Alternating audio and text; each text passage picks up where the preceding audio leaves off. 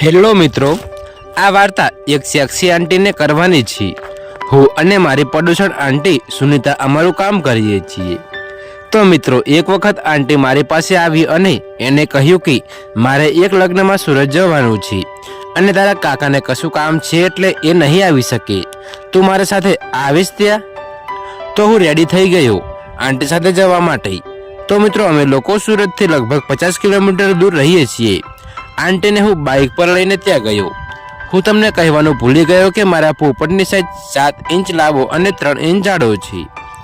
અમે બેઉ લગ્નના સ્થળે પહોંચી ગયા. એ એક ભારે પાર્ટીના લગ્ન હતા જેમાં આંટી અને હું પાર્ટીવેર પહેરીને ગયા હતા. તો આંટી પણ જોરદાર લાગતી હતી. મેં આંટીને ત્યાં ઉતારીને કહ્યું, આજે તો તમારી ગાડ મારવાનું મન થાય છે. આંટી બોલી, ચાલ હવે રહેવા દે, હમણાં અહીં બહુ બધી ગાડ હશે એમને જો. તો આંટીની એક ફ્રેન્ડ આવી અમને વેલકમ કરવા માટે. બાપરે, શું બોબલા હતા એના યાર! એકદમ કડક અને મોટા દૂધથી ભરેલા. એ બેઉ હક કરીને છૂટી પડી અને મારે સુનિતા આંટીએ મારી ઓળખાણ કરાવી. તો પેલી આંટીનું નામ સપના હતું અને સાલે 1 નંબરની પીકી રાખતી હતી.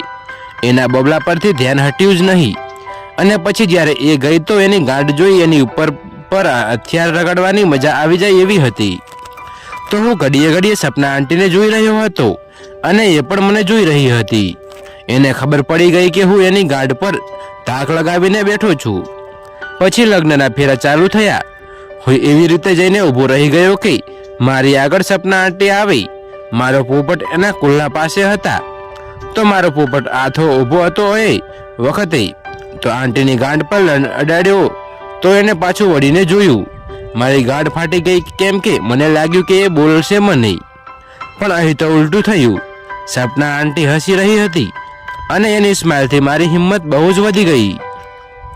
તો હું હજી આગળ થયો. ફૂલ નાખવાના બહાને મેં મારો પોપટ કુલ્લાની તરાડમાં મૂકી દીધો અને આંટી પણ પાછી ખસીને ગાંઠને પોપટ ઉપર ઘસતી હતી. તો ફેરા પતી ગયા એટલે અમે ત્યાંથી આગા ખસી ગયા. આંટી મારી પાસે આવી અને બોલી, મજા આવી ગઈ લાગે તને? મેં કહ્યું કે હજી તો મજા ચાલુ થયા ત્યાં જ ફેરા પતી ગયા. તો આંટી બોલી, રાત્રે રોકાવાના છો તમે લોકો? મેં કહ્યું, તમે કહો તો રોકાઈ જાઉં. આંટી બોલી, રોકાઈ જાઓ અને પાછળ સ્ટોર રૂમ છે એમાં મળ મને રાત્રે 2 વાગે. તો મેં મોબાઈલમાં અલાર્મ લગાવ્યો અને સુનિતા આંટીને કહ્યું કે આપણે રોકાઈ જઈએ. રાત્રે 1:30 વાગે હું ઉઠ્યો અને ફ્રેશ થઈને સ્ટોર રૂમમાં લપાઈ ગયો. તો આંટી થોડી વારમાં આવી ગઈ. એ નાઇટી પહેરીને આવેલી જેમાં એના બોબલા સેક્સી લાગતા હતા. તો મેં એને બાદ ભીડી લીધી અને એના ઓઠો પર મારા ઓઠો લંબાવીને ચુંબન કરવા લાગ્યો. તો આંટીનો એક બોબલો હાથ વડે પકડી લીધો અને બીજા હાથ વડે આંટીની ગાંઠને દબાવી લીધી.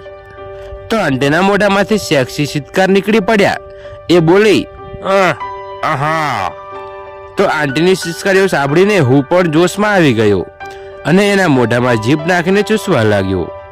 આંટી પણ એવું જે કરી રહી હતી સાથે ખૂબ મજા આવી ગઈ અમને.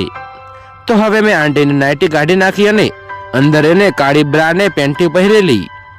તો હું બ્રાની ઉપરથી જ એના મોટા બોબલા દબાવવા લાગ્યો અને આંટીએ મારો હથિયાર પેન્ટમાંથી બહાર કાઢી નાખ્યો ને હલાવવા લાગી. તો ફરી મેં આંટીની બ્રા કાઢી નાખી અને એને નીચે સુવડાવીને એના એક નિપ્પલને મોઢામાં ભરી લીધો. તો આંટીએ મારું મોઢું બોબલા પર જોરથી દબાવ્યું. હું આંટીના બોબલા દબાવીને ચૂસી રહ્યો હતો. પછી હું કિસ કરતો હેઠો ગયો. આંટીના મોઢામાંથી ખૂબ ચિત્કાર નીકળતા હતા. પછી મેં આંટીની પેન્ટી કાઢી નાખી અને એની ગુફા પર કિસ કરવા લાગ્યો. તો આંટી પણ બહુ ગરમ થઈ ગયેલી.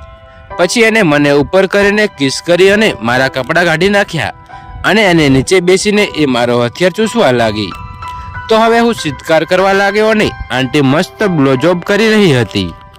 તો મારો પોપટ એકદમ કડક થઈ ગયો હતો અને હવે આંટી મારા હથિયારના ટોપાને મોઢામાં લઈને જીભ વડે એને કિસ કરી રહી હતી. મેં પણ ખૂબ મજા લીધા આંટીના મોમે કરવાની. પછી આંટી બોલી, ચાલ હવે કાઢી દે અંદર તારો હથિયાર અને પીખી નાખમાં નહીં. તો મેં આંટીને કોડી બનાવી અને પછી પાછળથી મારો હથિયાર એની ગુફામાં ઘાલી દીધો. તો આંટી બોલી, ધીરે ઘાલ નહીં. હું જોરથી આંટીને કરવા લાગ્યો અને એના બોબલા પણ દબાવી રહ્યો હતો. તો આંટી પરીની ગાંઠ આગળ પાછળ કરીને કરાવી રહી હતી.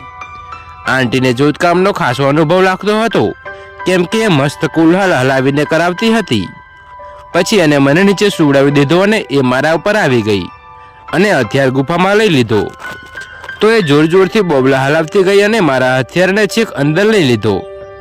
પછી મેં આંટીને દિવાલ પકડીને ઊભી કરી દીધો અને એની ટાંગને ઊંચી કરી દીધી અને ગુફામાં પોપટ ઘાલીને કરવા લાગ્યો. તો આંટી કાલ મહી કરવા લાગી. અમે બંને પરસીને રેબઝેબ થઈ ગયા હતા. આંટી મસ્ત પોપટ અંદર બહાર કરવા લાગી હતી, જેના લીધે મને બહુ જ મજા આવતી હતી.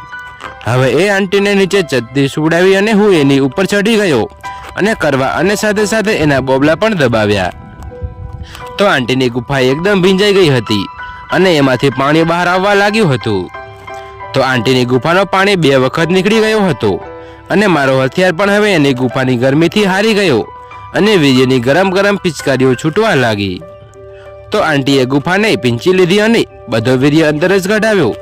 પછી એણે મને કહ્યું, હવે તને મજા આવી કે નહીં? મેં કહ્યું, મજા તો પાછળ મારવાની લેવી છે. તો આંટી બોલી, એ આજે નહીં, પછી ક્યારે?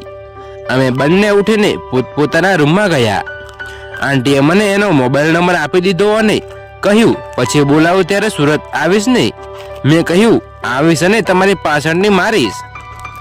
તો મિત્રો, તમને અમારી સ્ટોરી કેવી લાગી કમેન્ટમાં જરૂર જણાવજો અને અમારી ચેનલ પર નવા છો તો આવી બીજી રોમાંચક સ્ટોરી જોવા માટે અત્યારે જ અમારી ચેનલને સબસ્ક્રાઇબ કરી દેજો. તો મિત્રો, વિડીયો પૂરો જોવા બદલ ધન્યવાદ.